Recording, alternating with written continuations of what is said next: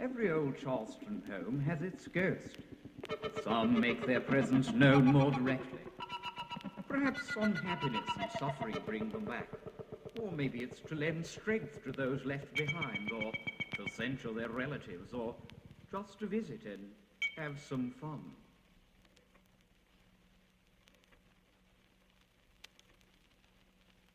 The Legend of Madame Margo.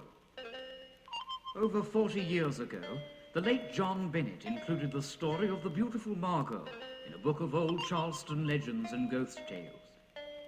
It's the tale of a fugitive from San Domingo who came to Charlestown over 150 years ago.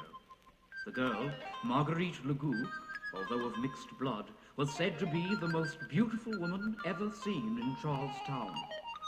In his first story, Mr. Bennett wrote, "Men seeing her for the first time stopped to look, catching their breath. She was that beautiful.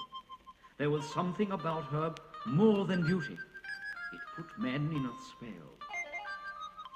Marguerite opened a shop in an alley that branched off of King Street. It became known as the Madame Margo shop. She was an excellent dressmaker and milliner. In a short time, her clients included all the socialites of Charlestown. Margo became the mistress of a wealthy planter. He built her a lovely cottage in Lilac Lane, according to the legend. And in back of the cottage, she had a garden laid out. It was bordered by fragrant shrubs and colorful flowers. A little fairyland. When Margot's daughter, Gabriella, was born, it was impossible to tell that she was not white. We tell you this only to let you know that these sort of things meant such back then. Her complexion was like the petal of a magnolia blossom, and her hair was the golden color and texture of corn silk when it first formed. Margo loved the child with an almost unholy love. She had the garden enclosed by a high brick wall, and little Gabriella spent most of her time there with the birds and small animals for her companions. When she got older, Margo hired a woman governess for her. The girl grew into womanhood with little knowledge of men, of the outside world.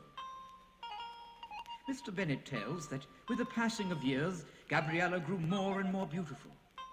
Margo was lovely, but Gabriella was lovelier, he wrote. To Margo, the girl's great beauty brought both joy and worry. Each night she went to the garden to pray that her child would be spared her fate. The legends say that one night as she rose from her knee, she looked up, and in her horror she saw the devil. "I can save your daughter," he said. "No one will ever know you are her mother." "How?" she cried. "Tell me how. I'll promise anything." "In exchange for your soul, I shall save her."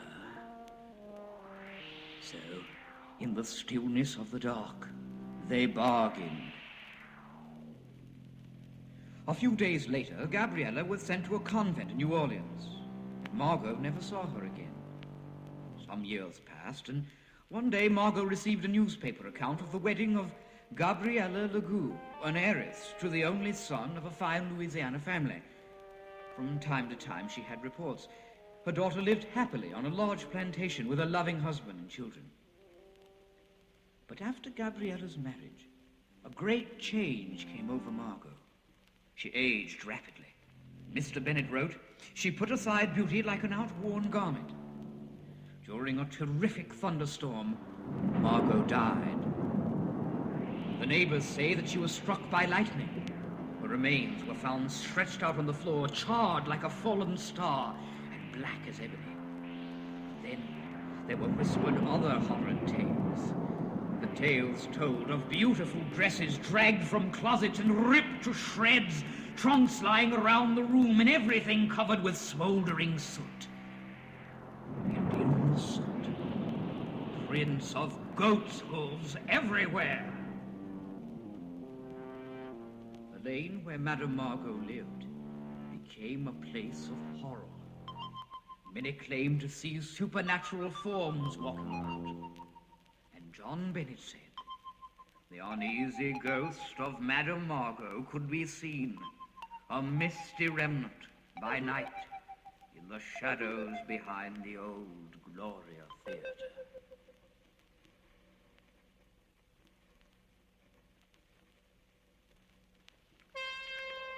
The cat in the president's home.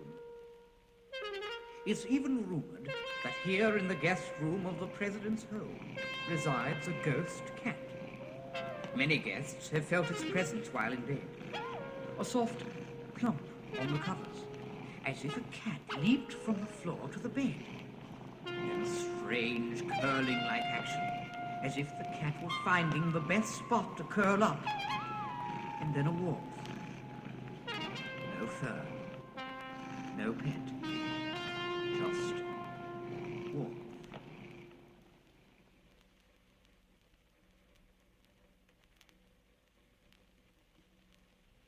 The Legend of the Faithful Handkerchief, 131 Trad Street. There is no longer a house at 131 Trad Street, only handsome brick columns which mark the entrance to a long, narrow alley. It is here in the wee hours of the night, when all of Charleston sleeps, that one is startled to hear the pounding of horses' hooves and the rumbling of wheels, as if a coach were passing through the alley. The old-timers say that it's only Ruth Simmons driving her carriage to her empty marriage bed. And empty it was, all the days of her married life. She had tricked an honorable and gentle man, Francis Simmons, into taking her as his wife. This story takes place not long after the Revolutionary War. Picture, if you will, the marriage of Ruth Lowndes to Francis Simmons. Everyone was there in Charleston society, except for, of course, Sabina Smith, Ruth's best friend. She had sent word that she was ill. Enter the bridegroom, looking fit as a fiddle, gilt to the hilt, making no sign of recognition to anyone, not even his bride. Like an automaton, he stood and repeated the vows, and then failed to kiss his bride, even after the ceremony. They made their way to the gilt carriage and their new home on Trad Street. Francis Simmons did not enter, nor did he ever spend the night.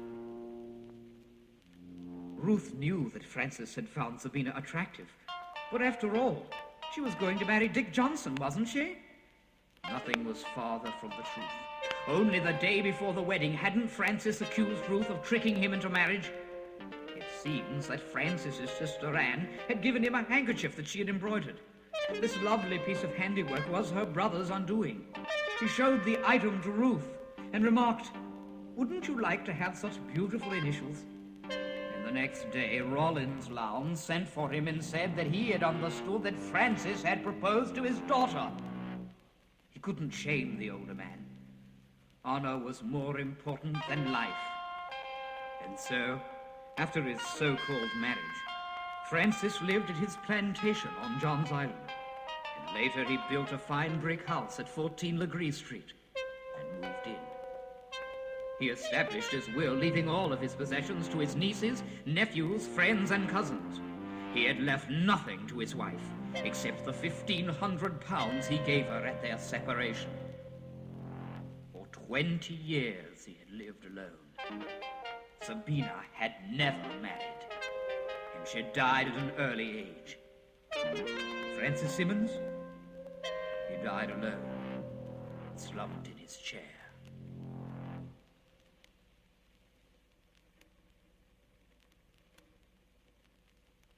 The Swordgate's Romance, 39 Legare Street, the Swordgate House. The gates that you see have not always shielded this house and this garden. Inside was a school, conducted by Madame Talvin. One of her students, Maria Whaley, was in love with a determined suitor by the name of George Morris. On a particular stormy night in March, a small group of people waited inside St. Michael's Church. George was there, and nervous. He didn't know whether his friend Mrs. Black would be able to bring Maria to the church. But she did. And after the brief ceremony, they all rode home to Madame Talvin's. But only Maria and Mrs. Blank alighted. It was decided beforehand that they would wait until the light of day to announce the big event. At least, that's what they were going to do. The next day, George showed himself at the door and asked for Mrs. Morris. After being told that no one by that name resided there, he asked to be taken to Madame Talvin. Upon being admitted and received by that personage, he announced once more that he had come for Mrs. Morris. Sir, there is no one here by that name, said the headmistress. But upon his very positive insistence, Mrs. Hanbon and the girls were all assembled. Madame Talvin, with some irony and an amused smile, addressed the girls. This gentleman has come for his wife, and he is certain that she is here, she said. Is any one of you, by any possible chance, Mrs. Morris? Maria stepped demurely forward and dropped a curtsy. She then drove off in a coach with her husband. The ghost does walk these halls, though. It comes into the south bedroom, upstairs, and then vanishes. It's Madame Talvin, you see, fearful that another girl might get away from her clutches.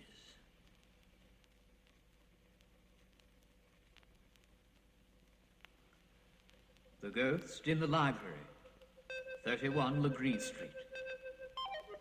Maria Hayward and her brothers, James and William, lived in this house. Maria's mother was confined to bed, so Maria was its mistress.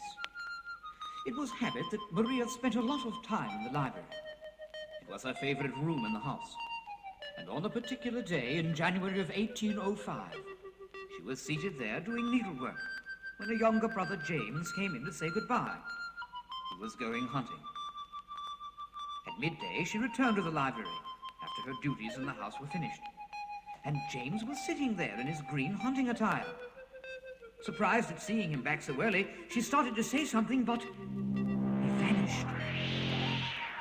Some hours later, they brought his body home. He had been killed in a freak accident at midday. It was as if he had stopped to say goodbye. His ghost still returns to the library, as other owners of this house will testify.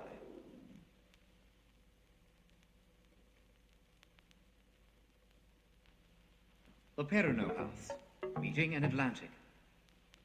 The Revolutionary War hero, Colonel Issac Haynes, promised to return if he could. And return he did for nearly 100 years to this house, the corner of Meeting in Atlantic.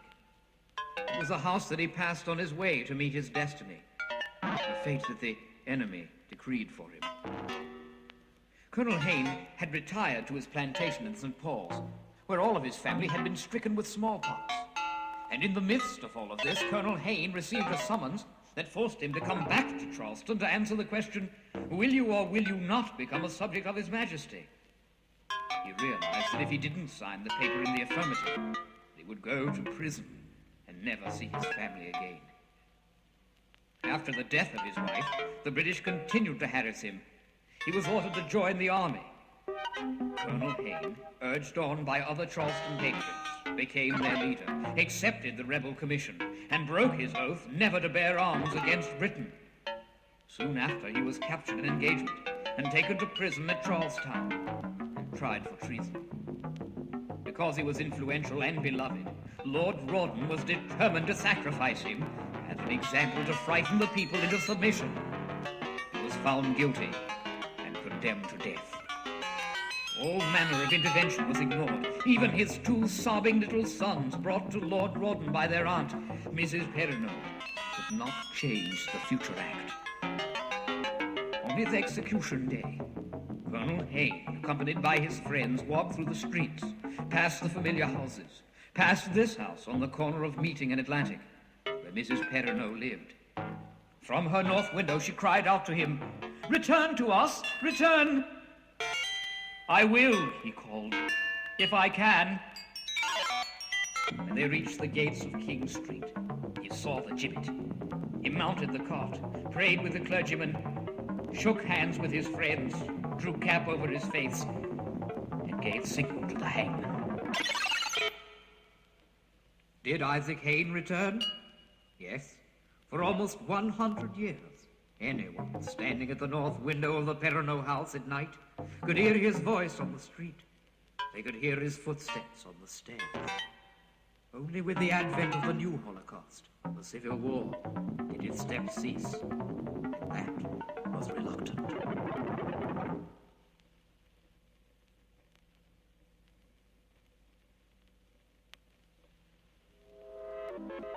The ghost ship Liebenfels. Running parallel to the new Cooper River Bridge, directly across from what was once the old Mount Pleasant ferry route, lie the remains of a ghost ship, the 6,000-ton Hansen Line ship Liebenfels, a modern large freighter launched at the turn of the century. The ship's entry into Charleston Harbor was ill-fated from the first, for she never set sail again. Her officers were Captain J.R. Klattendorf, First Officer Lubkin, and Danish engineer Jensen. They were unaware that World War I had been declared, and were also unaware that in the dark of night they had escaped capture by a British cruiser only hours before docking to take on the crew. With the British only 3 miles off the port entrance, the Liebenfels crew had little to say about the U.S. government impounding their ship. Her wireless was sealed, her boilers cut off. Her life had been removed from the once proud ship. Captain Klattendorf watched from the shore as tugs maneuvered his ship from the Columbus Street wharf to the middle of the harbor. And there she sat for 3 years in utter disuse. How the sight of her must have plagued her captain. He was refused permission to return to Germany by the consul and spent his time productively serving Germany through Charleston society. He and his officers were the honored guests at numerous dinners and balls, for Charleston held no anti-German sentiment. Time passed quickly, and it appeared that the United States would enter the war at the end of January 1917. Emil Johns, consul, contacted Captain Klattendorf in numerous secret meetings. Their nationalistic decisions influenced the fate of the German Liebenfels. On January 1st, crowds watched from the shore as the Liebenfels sank in the ship channel. A tug pulled alongside her and informed the first officer, Lubkin, "You're taking on water through your port lights. It appears that you're sinking."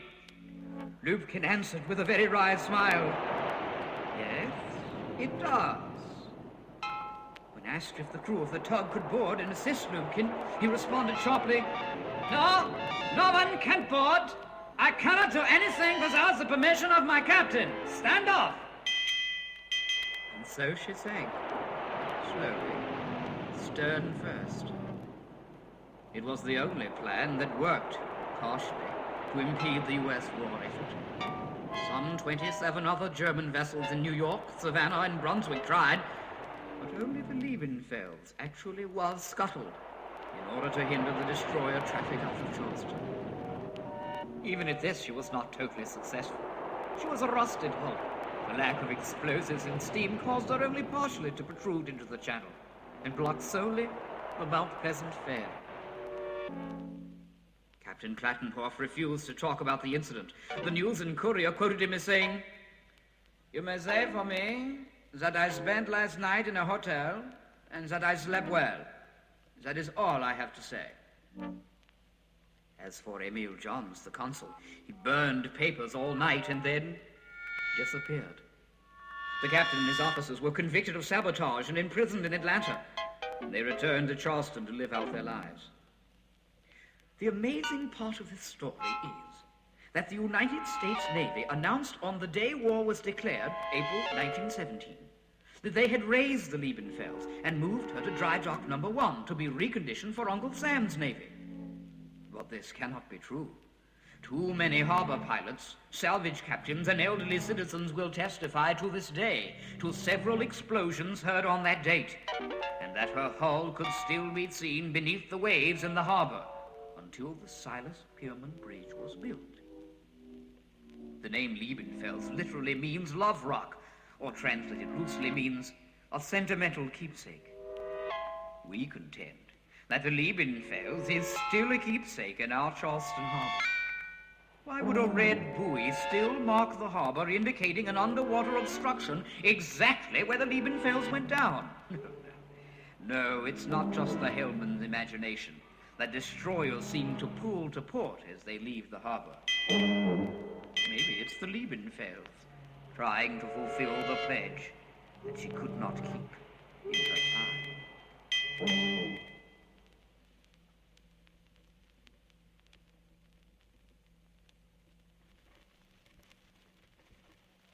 The wager of Mad Archie Campbell, 43 East Battery. This address belonged to a beautiful lady by the name of Lavina Fisher. A soldier named Archie Campbell was mad about her. Perhaps that's why they called him Mad Archie. Or perhaps it was because of the crazy things he did. For instance, he wagered his prized Adam filly on the bet that he could marry Paulina in 3 days, and they weren't even courting. The day after he made his bet, he pulled up to the address and asked Miss Paulina to go for a ride in his gig behind his prized horse. And ride they did at top speed. A wild and crazy gallop. They rode and rode to Goose Creek, stopping in front of the Goose Creek church. And when the minister came out, Archie announced that they wanted to be married, and married now.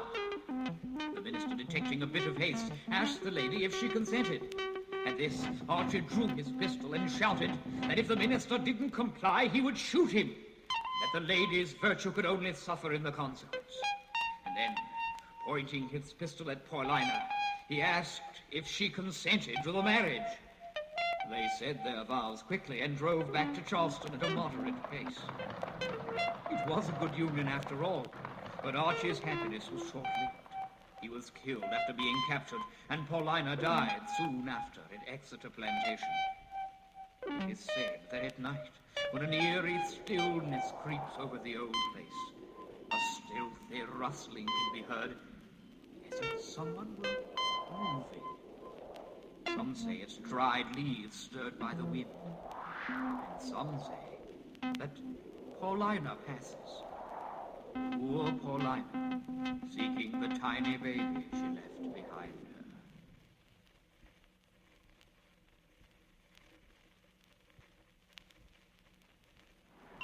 her. The Ghost of Daughter Dale. Now there's the Church Street house built by Miles Bruton for his daughter Dale. Here in this house there lives a ghost. The house is certainly old enough to have one since it was built in 1733. No one really knows Dale's story. It has been lost for 2 centuries. What tragedy do you suppose?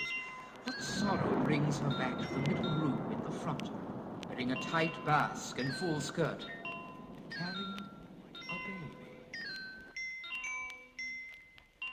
We do know quite a lot about her husband. Besides being a doctor, he was also an assistant justice who knew no law. He wrote the first American epilogue known to be signed by an author. It was spoken at the performance of The Recruiting Officer, the first play to be given at Dock Street Theatre in 1736. He was popular, and he scandalized and conned the ladies. He was an individual who gave unhappiness to a loving young wife. Did he, as he said in his epilogue, with scandal and quadrille address the dames and struck the fair ones into wanton flames? Did he cause his wife such pain where she knew lasting sorrow?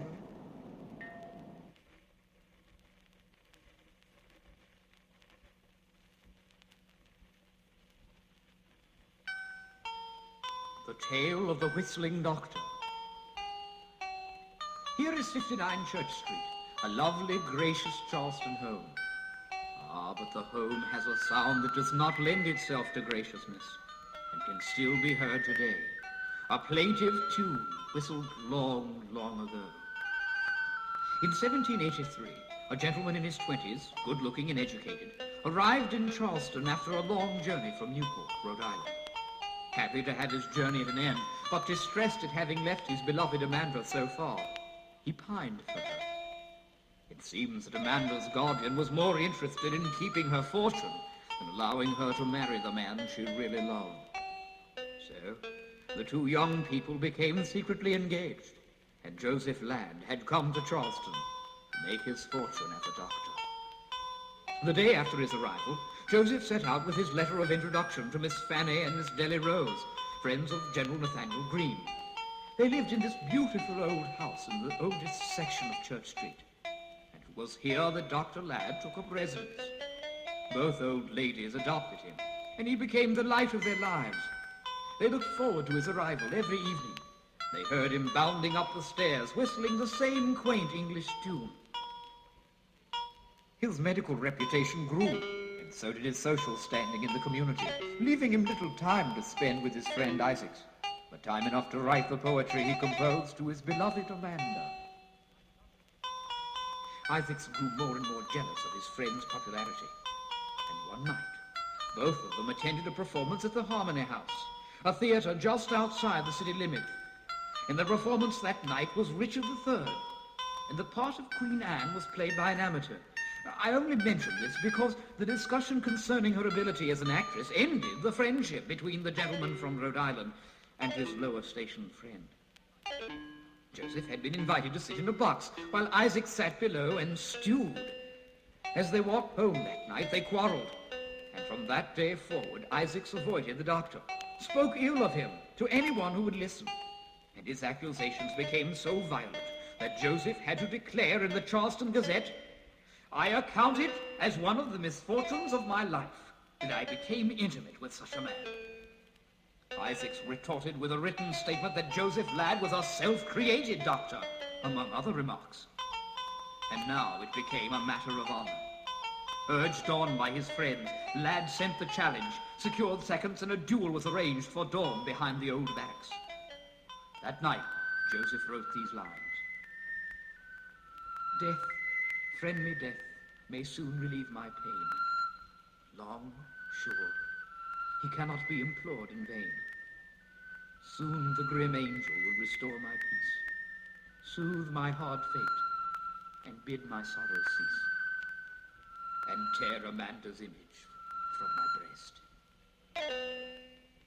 Early the next morning, he found himself back to back with a man he could not hate. The signal to march was given. They paced the 20 steps. He turned, he faced him, but Joseph raised his gun and fired it into the air. He could not bring himself to kill. He stared at his opponent, and suddenly 2 shots rang out. He could not believe it. Issac, intended to cripple him for life, had shot him in both legs below the knees. The weeks passed, but despite Miss Dellie's and Miss Fanny's constant care, his life ebbed away. Amanda's guardian had locked her in her room so that she couldn't answer her beloved, who kept calling for her in his delirium. He died slowly, but his spirit never found peace. In this house on Church Street, his footsteps still echo in the stairs, a rush of tomb-like cold air, and then, softly whistled tune.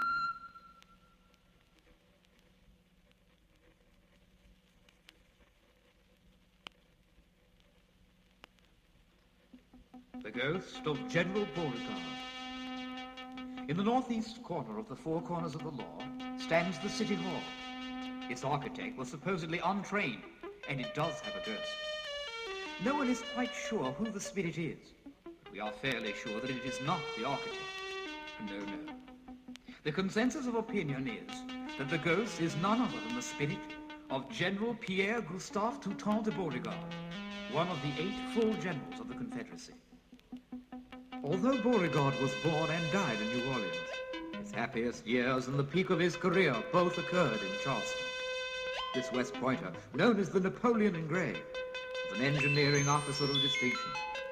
However, he was more often utilized in a tactical manner, where he was found to be nearly insubordinate to his superiors. Between the battles of Bull Run, Shiloh, Richmond, and others, Beauregard returned to Charleston to supervise its defenses. He went so far as to publish a book entitled Report on the defenses of Charleston. It was 1864. The general surrendered in April 1865 and returned home to Louisiana. There he accumulated a fair fortune as a railroad director and modest fame as the adjutant general. He was also director of the state lottery. However, he did not achieve happiness. It is said he longed for Charleston. His final years were spent in bitter quarrels with Jefferson Davis and General Joe Johnson over their published accounts of the war. Vainly he sought to vindicate his position on the war, and often he pointed out that Charleston never fell by the sea and was spared burning by the Yankees. Largely he claimed that this was due to his fortifications and to his command. He died bitter and unhappy, with Charleston being the bright moon in his life. There he was appreciated. There he was loved. The council chambers were not unknown to P.T.G. Beauregard. Quite often, prior to his shelling forth Sumter into submission, he visited here to discuss his harbor defenses with Governor Pickens. Charleston's defense was not an easy matter. The nightly prowling that is heard today may well be the echoes of Beauregard, pacing off these matters. After his death, his sword and two fine portraits of him were presented to the city. They reside in the council chambers. The portraits appear almost lifelike. Indeed, the eyes of the full-length painting burn with a piercing intensity. Some would say that the spirit of the Creole general is embodied in the painting. And of course, there is the legend that once a southerner who has resided in Charleston dies, he will return for eternity to the Holy City. Perhaps the eerie carryings on in the dark, in the chambers in the dark, in the city hall in the dark, are the eternal undertakings of General P.T.G. Beauregard.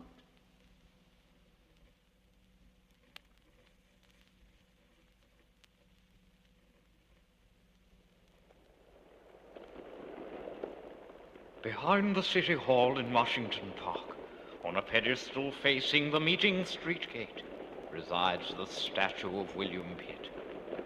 Legend passed on by the street vendors of Charleston has it that on dark stormy nights the statue descends from its emplacement and stalks the streets of Lower Charleston, searching for its lost limbs.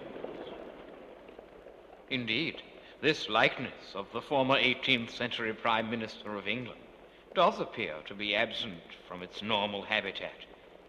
But let us review the record before a decision is reached. History tells us that this is the statue that was the first statue made for America and imported to the colonies in 1766. It commemorated South Carolina's fondness for the outspoken Prime Minister of England, who commiserated with the colony's plight prior to the Revolution. Originally, this statue occupied a site at the center of Meeting and Broad Street. Even in the late 1700s, traffic was a problem at this intersection. The English even had the cheek to damage their late Prime Minister's likeness by shelling it with cannon fire during the Revolution and breaking off its arms. As traffic increased and problems grew, the statue was moved to the location now enjoyed by the Calhoun Street Sears and Roebuck building. Of course, in those days, it was an orphanage, and the orphans, not knowing anyone other than George Washington being important enough to erect a statue to, and having never heard of the classic dress of a Roman toga, called Pitt Washington in a nightgown. Insulted and armless, the statue was later returned to the present location in Washington Park. On stormy nights, does, as the street vendors whisper, Pitt roam the streets of Charleston, searching for his arms? Or is it merely the waving of oak limbs, producing an optical illusion, tricking the uneducated eye?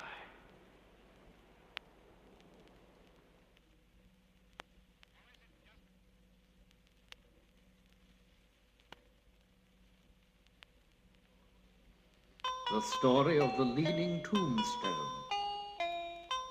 The house between the Huguenot Church and St. Philip's. Here on Church Street, a beautiful, charming, and popular young lady by the name of Sally was attending a party. Before going upstairs to dance, the conversation turned to ghosts. Someone said that horses shied as they passed St. Philip's graveyard. "There's a ghost that walks in the graveyard. It's a grey man," someone said. "It stands by old Mr. Smith's tombstone, the tallest one, the one that leans to one side. And if you have the misfortune to see this grey ghost, you will surely die."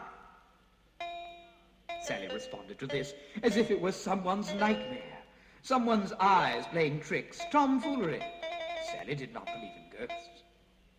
And since she was the only one who didn't believe in ghosts, someone dared her to go into the graveyard alone. She took a step down and started for the door. Someone handed her a walking stick, told her to plant it in the ground next to the tombstone, and then everyone would know that she'd been that far. She opened up the creaking iron gates and vanished into the mist. It was a half moon that night. Not much light, if any, lighted her path down the way. Groping in the dark, she found the cold marble of the tombstone and started to run. Remembered the cane and went back. As she stabbed the stick into the ground, the shadow passed in front of her. She tried to run. She tried to run in a frenzied state, but now she couldn't. She couldn't scream. She sank to the ground, unconscious. As time wore on, her friends became anxious and thronged into the graveyard. She was dead. She lay beside the leaning tombstone, her dress pinned to the earth by the embedded walking title. Even today, Sally's ghost returns here to the window of this house, as does the grey ghost in the graveyard.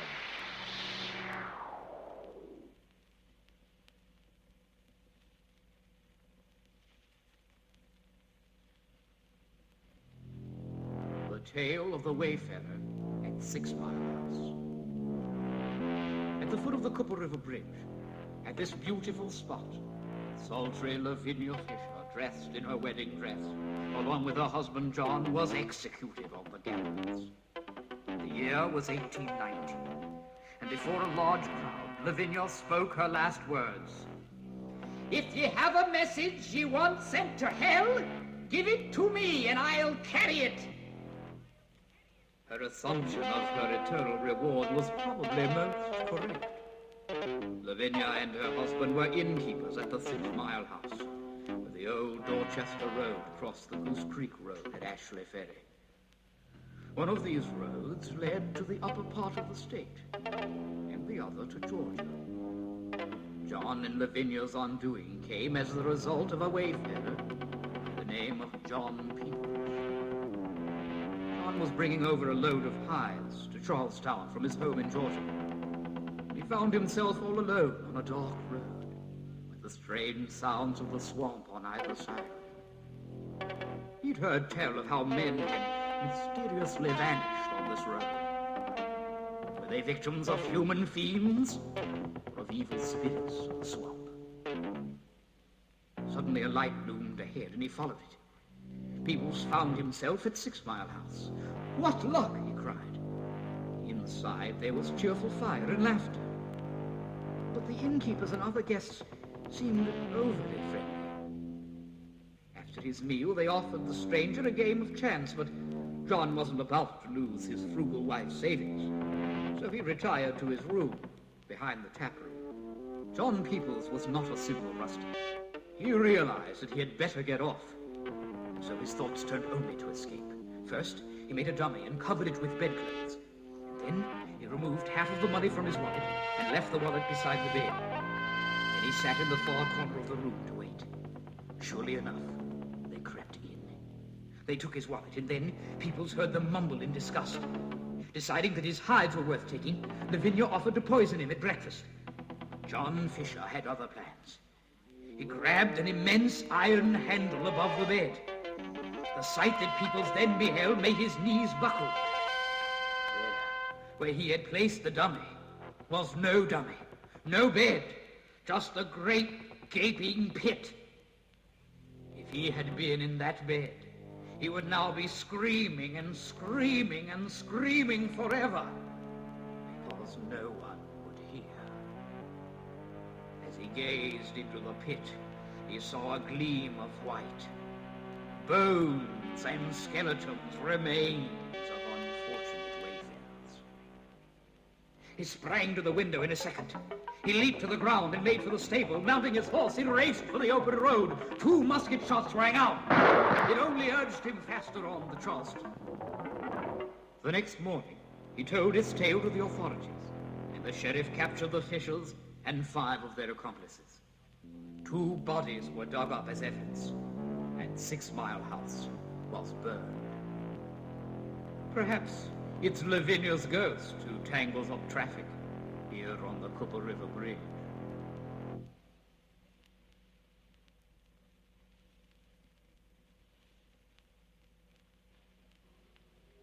The story of a wedding day that became a day of tragedy. King Street. It was the wedding day of the daughter of one of Charlestown's most prominent citizens. He was a merchant, and due to the Revolutionary War, the ceremony was to be performed in the bride's home on King Street. Without the knowledge of his family, the merchant had allowed several barrels of gunpowder to be stored in his basement. As the hour drew near for the ceremony, the merchant directed a servant to go to the wine cellar of the basement and bring up the wine that was to be used that night. The girl picked up a candle. She lighted it and went down to the cellar. Immediately, the merchant remembered the gunpowder and started down after her. He met the girl with arms full of bottles, but without the candle. "Where is your candle?" he inquired excitedly. "I couldn't bring it with me. My hands were full." "Where did you leave it?" he screamed. "Sir, I could not wait to get a candlestick, so I stuck it in some black sand that was there on one of the tubs. That's all I did." He looked at the flicker of the candle at the far end under the room where the wedding party was already gathering. He could hear the laughter, and it struck his heart like a death knell. It was stuck lightly in loose grains of powder, with a long length of burnt wick topping the small flame. How was he to remove it? The slightest touch would cause the small live coal of wick to fall to the loose powder and explode. The man's breath was choked, and his flesh seemed suddenly to become parched and dry, as if he already felt the blast of death. Desperately, he placed an open hand on each side of the candle and brought the pinched candle out in his hands, burning. As soon as he had it securely grasped, he snatched it from the barrel. The reaction was too powerful. When he reached the head of the stairs, he fell into fits of laughter. He was conveyed senseless to his bed, where he died shortly after. Until the house burned in the 1860s, it was told that at night, passers-by could see the faint flicker of a candle through the basement window and hear the blood-curdling laughter.